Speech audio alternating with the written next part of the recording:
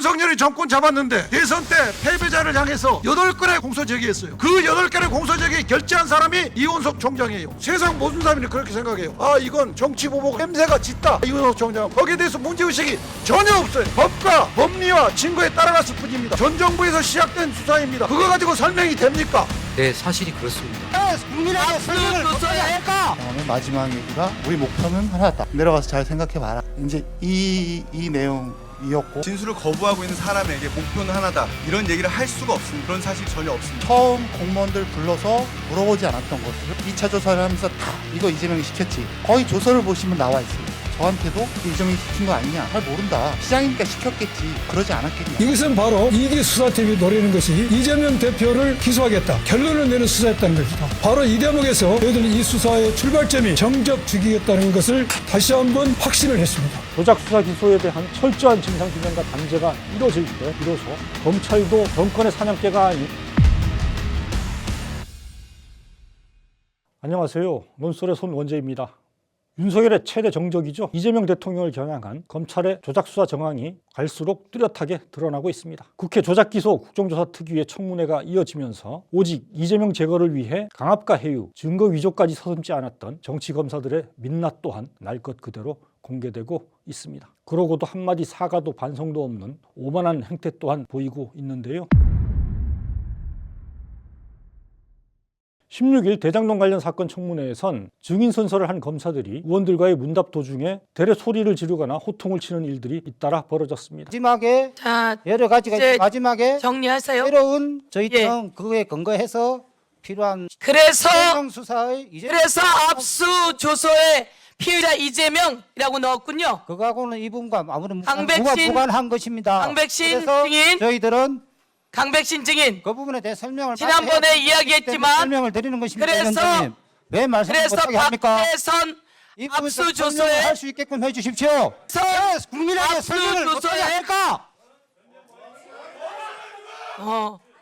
눈을 부라리며 고함을 칩니다. 도대체 누가 의원이고 누가 증인인지 모를 정도입니다. 지금 보신 장면은 윤석열 국민의힘 의원의 질의 시간이 끝나고 강백신 검사가 마무리 답변을 하는 상황인데요. 소영교 특위위원장이 시간이 다 됐으니까 이제 정리하라 했는데도 강 검사는 계속 대장동 수사의 정당성을 강변하는 답을 이어간 겁니다. 그러자 소 위원장이 검찰 수사의 의도성을 보여주는 압수수색 조서를 제시한 건데요. 그러자 이번엔 강 검사가 갑자기 핏대를 세우면서 왜 설명을 못하게 하느냐, 이렇게 들이받은 장면인 겁니다. 어처구니가 없습니다. 의사 진행 차원에서 위원장은 증인 답변을 끊거나 제지할 수가 있게 돼 있습니다. 의원들도 질문 전략에 따라서 답을 끊고 다른 질문으로 넘어갈 수도 있습니다. 여러분들 흔히 종종 볼 수 있는 그런 장면인데요. 물론 증인에게 충분히 답할 시간을 주는 것도 필요하죠. 그러나 이 경우는 의원 질문 시간이 끝나고 증인 답변이 어느 정도 이뤄진 상황에서 위원장이 다른 사안을 꺼내려고 하자마자 증인이 버럭하면서 겁박하다시피 소리를 친 장면인 겁니다. 국민 여러분, 한 사람으로서 검사들의 민낯을 보시는 겁니다.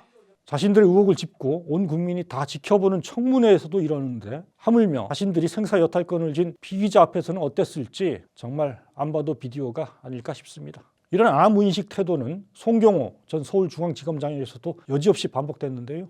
그런 인간 모욕적 발언을 하지 마십시오. 성경호 증인, 제가 어떻게 사냥개입니까? 국민 여러분 보셨죠? 인권 모욕 검사도 그만두고 변호사 된 자가 위원들에게 저렇게 소리치는 거 보셨죠? 제가 아마 수사받는 과정에서 증언을 거부하고 그리고 나서 저녁에 밤에 늦게 이제 정일권 부장하고 면담을 했는데 정일권 부장께서 본인이 배를 갈라서 장기를 다 꺼낼 수도 있고 환부만 도려낼 수도 있다. 우리의 권한이다 하면서 애들 사진 보여주셨고 애들 봐야 하지 않겠냐. 여기 계속 있을 거냐. 그다음에 마지막 얘기가 우리 목표는 하나다. 내려가서 잘 생각해봐라. 이제 이 내용이었고 목표는 하나다. 정일권 검사가 우리 목표는 하나다 이렇게 이야기했다는 거죠? 네. 자, 16일 청문회에서 새롭게 나온 남욱의 매우 중요한 진술이 하나 있습니다. 바로 자신을 체포해서 배를 가르고 운운하면서 아이 사진까지 들고 나와 진술을 압박했던 정일권 검사가 마지막으로 한 말이 우리 목표는 하나다. 내려가서 잘 생각해봐라 였다는 내용입니다. 당시 이재명 대통령의 혐의를 찾지 못했던 대장동 1차 수사팀의 결론을 깡그리 무시하고 남욱 등을 압박했던 이른바 2차 수사팀이 제 입으로 수사의 표적이 오로지 이재명 한 명이다 이런 사실을 털어놓은 셈입니다. 비록 이재명이라고 못 박지는 않았지만 그 하나의 타겟이 이재명임을 어느 누가 모를 수가 있겠습니까? 그 목표는 하나다라고 검사가 말을 했다는데 거기에 대해서 좀 더 보충 설명해 주시겠습니까? 다들 아시겠지만 이제 이 사건이 재수사가 이루어진 이유는 이재명 대통령을 기소하기 위한 거는 누구나 다 알고 계실 겁니다. 처음 공무원들 불러서 물어보지 않았던 것을 2차 조사를 하면서 다 이거 이재명이 시켰지. 거의 조서를 보시면 나와 있습니다. 저한테도 이거 이재명이 시킨 거 아니냐. 잘 모른다. 시장이니까 시켰겠지. 그러지 않았겠냐. 남욱은 검찰이 이런 압박 탓에 자신과 함께 진술을 종용받은 유동규는 거짓말까지 시도했다 이런 증언도 했는데요. 유동규 본부장 같은 경우는 마지막엔 이제 거짓말들을 하기 시작합니다. 없었던 사실들을. 근데 심지어 그런 것들이 뭐 수사 검사님하고 어떤 얘기가 오가서 그랬는지는 모르지만 결국은 법정에서 인정이 되고 검증 없이 인정이 되고 유죄의 증거로 쓰이고 이런 상황까지 와 있습니다. 어느 순간부터 유동규 본부장께서는 수사에 적극적으로 협조를 하셨고 나중에 어느 검사님은 우리가 유동규는 지켜야 되지 않겠냐 이런 얘기까지 하셨다고 하니까 물론 정일권 검사 이런 말을 했다는 사실을 전면 부인했습니다. 진술을 거부하고 있는 사람에게 목표는 하나다. 이런 얘기를 할 수가 없습니다. 그런 사실이 전혀 없습니다. 그러나 이날 아이 사진까지 보여주며 배를 가를 수 있다. 그토록 진술을 압박해 놓고 진술을 거부한 사람이라서 그런 말을 나는 하지 않았다. 이렇게 얘기를 한다면 어느 누가 그걸 믿겠습니까? 핵심은 뭐냐면 검찰의 의도가 분명히 드러났다. 누구냐? 바로 검찰은 목표는 하나다. 그게 바로 이재명이었다는 거예요. 이재명을 타겟팅하고 이재명을 제거하겠다라고 하는 것이 검찰의 의도가 분명히 드러났다. 이재명을 표적 삼아 진술을 강압했다는 건 당시 검찰이 재판에 출석했던 남욱을 갑자기 체포한 뒤에 원래 구금 장소인 서울구치소로 돌려보내지도 않고 2박 3일 동안 검찰청사 내에 구치감에 계속 가둬뒀다 이런 사실로도 뒷받침이 됩니다. 자, 원칙대로라면 일단 조사를 마치면 다시 구치소로 보냈다가 다음날 다시 불러오는 식으로 조사하는 게 맞습니다. 구치감은 구금 숙박을 위한 시설이 아니라 조사 중에 식사를 하는 등 잠깐 대기하는 용도로 만들어진 시설이기 때문입니다. 전체 구치감 숫자가 55개 알려지고 있는데 구치감 55개 중에 그날 그리고 그 다음날 정인이 혼자 유일하게 55개 중에 1개의 방을 쓰고 있었습니까? 그렇습니다. 서울구치소 역사상 수감자가 이런 식으로 2박 3일간 검찰청사 내 구치감에 갇힌 채로 수사를 받고 돌아온 건 남욱과 유동규 2명에 불과하다고 합니다. 이날 청문회에 나온 이원석 전 검찰총장 그리고 송경호 전 서울중앙지검장은 물론 2차 수사팀 검사 누구도 남욱, 유동규 이전 그리고 이후로는 이런 식의 감금조사를 한 적이 단 한 번도 없다 답을 했는데요. 심지어 이런 방식은 피의자의 의지를 완전히 꺾고 복종시키기 위한 사실상의 고문에 해당한다 이런 주장도 제기됐습니다. 2024년 5월부터 6월 사이 그 유명한 노상원, 문상호 정보사 사령관하고 함께 작성한 고문 문서입니다. 신체적 고문 부분은 생략하고요. 정신적 고문, 인간의 심리적 취약점을 활용하여 굴복시키는 방법이다 이렇게 되어 있어요. 고독감을 느끼도록 2박 3일 혼자만 수용된 본인에게 해당되죠. 독방의 감금. 네. 가족에 대한 위해 협박하기, 종신형을 선고할 것이다. 고등검사장 출신 양분남 의원은 이건 불법 감금 수사를 벌인 것이다 이렇게 질타를 했는데요. 남욱 씨에 대한 체포영장의 목적은 구금용이 아닙니다. 소환 조사 목적이에요. 근데 남욱 씨가 진술을 거부한 순간 이 사건의 조사가 불능이 됩니다. 그러면은 체포영장의 목적이 소멸됩니다. 또 인권보호수사규칙 19조에 의하도 체포가 자백의 수단으로 사용되는데 안 된다 규정됐어요. 여러분들이 뭐라고 이야기해도 이 체포영장의 목적은 소멸된 겁니다. 즉시 석방을 해야 돼요. 그 위에 이루어진 여러분들의 모든 행위는 불법 체포 감금입니다. 그리고 그 기간에 이루어진 남욱 씨의 진술은 전부 증거 능력이 없는 겁니다. 여러분들은 이것에 대해서 실정법을 위반했어요.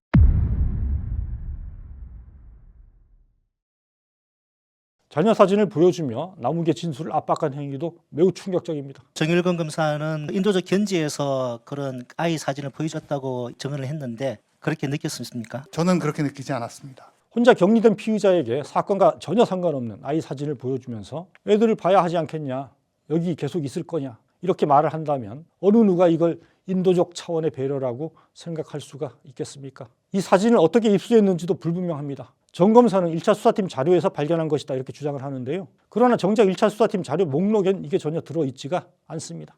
1차 수사팀 할 때 그 아이들 사진이 그 기록에 있었던 겁니까? 기억하지 못하겠습니다. 증거로서 뭐 아이들 사진이 필요 없기 때문에. 그렇죠? 예. 이게 자꾸 지난번부터 1차 수사팀의 기록에 있습니다 이렇게 이야기를 하는데 1차 수사팀이 이 과정에 이 아이들 사진을 가지고 있을 이유가 없지 않습니까? 없다고 생각을 하고요. 만일 있다 하더라도 수사 기록에 어떤 경위로 그 사진이 구하게 있었는지 여부에 대해서는 하여튼 그 사진을 입수한 그 정일권 부장이 설명을 좀 다시 해줘야 할 문제라고 생각합니다. 아이 사진을 활용한 것 자체가 강압 수사로 불법성이 의심됩니다. 여기에 진술을 압박할 목적으로 무단으로 사진을 입수한 건 아닌지 이 점 또한 분명하게 밝혀내야 하겠습니다. 유동규 수사 과정에서 유동규와 사실혼 관계에 있던 박아무개 씨의 압수조서에 당시 입건조차 되지 않았던 이재명 대통령이 피의자 이렇게 버젓이 기재된 사실도 드러났는데요. 자, 입건도 안 된 상태에서 사실상 이재명을 타겟으로 정하고 모든 수사를 그 방향으로 몰아갔음을 말해주는 증거 아니냐 이런 의혹을 품지 않을 수가 없습니다. 앞에서 본 강백신, 송경호 검사의 고함치는 장면이 둘 다 바로 이 압수조서의 경위를 묻는 과정에서 나왔습니다. 설명을 드리려고 하는 것입니다. 앞에서 국민에게 설명을 어떻게 할까?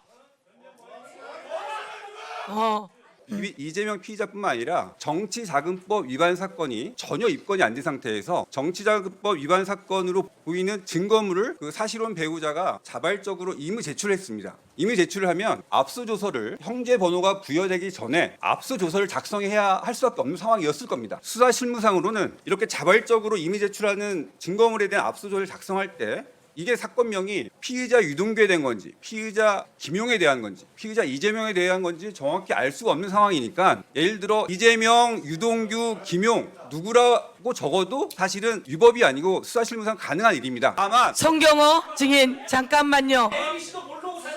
잠깐만요. 그런 인간 모욕적 발언을 하지 마십시오. 송경호 증인 제가 어떻게 사냥개입니까? 그러나 임의 제출했던 강제 압수했던 상관없이 아무런 사건 관련성이 없는 이재명을 피의자로 적시하는 것은 그 의도성을 의심받을 수밖에 없습니다. 그냥 아무나 넣어도 되는 겁니까? 이 피의조서에? 어떤 범죄도 연루가 돼 있지 않았던 이재명 당시 대표에게 누구라도라고 하는 말을 쓸 수 있는 겁니까? 이것은 검찰이 피의자로 이미 지정하고 이재명을 제거하겠다라고 하는 검찰의 수사 방향이 이 조서, 압수조서에서도 분명히 드러난다는 말씀을 드립니다. 부산고검장을 지낸 양분남 의원도 이를 지적했죠. 송경호 전 검사장은 이재명, 김용 아무나 누구나 적시할 수 있다고 이야기했는데 그렇지 않습니다. 아무나 적으면 안 됩니다. 여기에 피의자로 적으려면 관련 자료가 있어야 됩니다. 그런데 2022년 12월 13일까지 이재명 대표에게 경선자금이 흘러갔다는 어떤 증거도 진술도 없었습니다. 이것은 바로 이기 수사팀이 노리는 것이 이재명 대표를 기소하겠다, 결론을 내는 수사였다는 것이다. 바로 이 대목에서 저희들은 이 수사의 출발점이 정적 죽이겠다는 것을 다시 한번 확신을 했습니다. 이 수사가 매우 부당한 정치적 수사였다는 것을 온 국민이 다 아는 순간이었다고 보여집니다. 이 압수조서가 작성된 날 이재명 대통령은 관련성이 전혀 제기되지 않은 반면 유동규는 검찰의 출두에 입건돼야 할 상황이었다 이런 사실도 제기가 됐는데요. 압수가 된 당일이 22년 10월 13일인데 혐의를 받고 있는 유동규 정치자금 제공자가 나와가지고 출석조사 받은 날이에요. 즉시 입건했어야 됩니다. 만약에 압수조서를 작성하려고 했다면 이 수사 준칙에 따르면 유동규의 정치자금 혐의 피의 사건으로 기재를 하면 되는 거예요. 피의자로 입건된 사람이 없거나 피의자로 지목할 어떤 대상자가 없어가지고 아무나 기재해도 상관없다라고 하는 저 송경호 증인의 저런 발언들, 이게 대한민국 검찰이 이런 방식으로 수사해왔습니까? 수사 준칙대로라면 유동규를 입건해서 피의자로 기재했어야 할 일인데 아무 관련성이 없는 이재명 대통령을 오히려 피의자로 기재했다 이런 내용입니다. 그래놓고도 끝까지 아무 잘못 없다 우기는 당시 검사장이나 그걸 또 비호하는 당시 검찰청장이나 국민 눈에는 뻔뻔하고 오만해 보일 뿐입니다.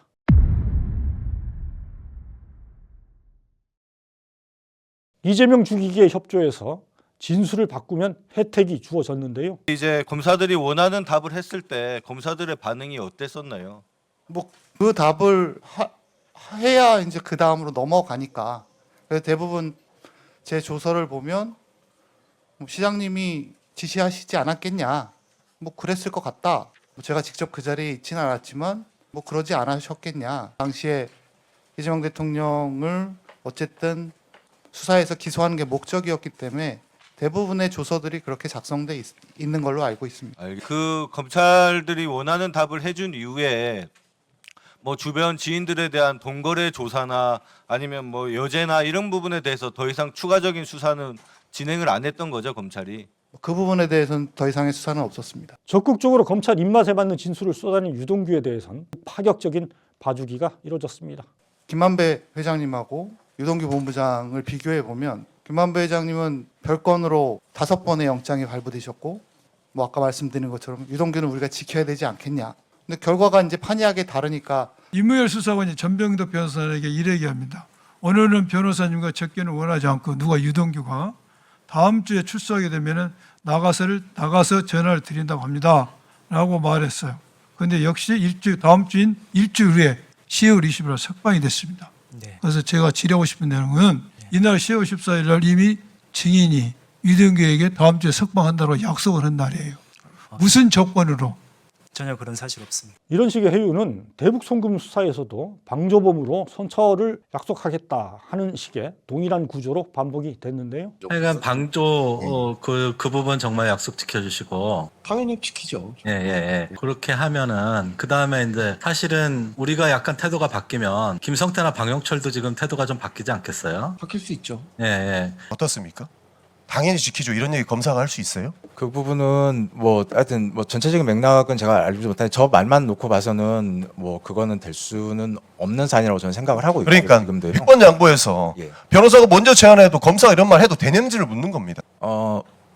저 부분은 저 워딩 자체는 안 된다고 말도 안 생각을 되죠? 합니다. 어떻습니까? 이번 청문회는 윤석열의 사냥개로 전락해 정적 제거를 위해선 수단 방법 가리지 않았던 친윤 정치검사들의 면모를 화장빨, 조명빨을 다 걷어낸 쌩얼 그대로 만천하에 드러내는 전시장이 되고 있습니다. 검사에게는 피고인에게 유리한 증거도 반드시 공개해야 하는 객관의 의무라는 것이 부여돼 있는데요. 인권옹호기관으로서의 사명 또한 주어져 있습니다. 어느 하나 지켜지지 않았다는 사실이 연일 밝혀지고 있는데도 이들의 입에선 단 한마디 반성도 사과도 나오지 않고 있습니다. 국민에게 설명을 못하게 할까? 내가 어떻게 사냥개입니까? 이 열심히 일한 M1 검사들을 죄인으로 몰지 마시고 윤석열 정권 내내 이들에 의해 핍박받고 좌천됐던 이정현 수원고검장만이 공개 사과를 했을 뿐입니다. 지금까지 여러 차례에 걸쳐서 국민들께 한부만 도려내는 절제된 수사를 하겠다고 약속드려 왔었습니다. 그러나 그 약속이 철저하게 이행되지 못해 왔다는 점에 대해서 깊이 반성하고 국민들께도 송구스럽다는 말씀을 이 자리를 빌어서 드립니다. 조작 수사 기소에 대한 철저한 진상규명과 단죄가 이뤄질 때 비로소 검찰도 정권의 사냥개가 아닌 인권 옹호의 기수로 탈바꿈하는 첫 발짝을 뗄 수 있을 것입니다. 논설에서 함께 계속 주시하도록 하겠습니다.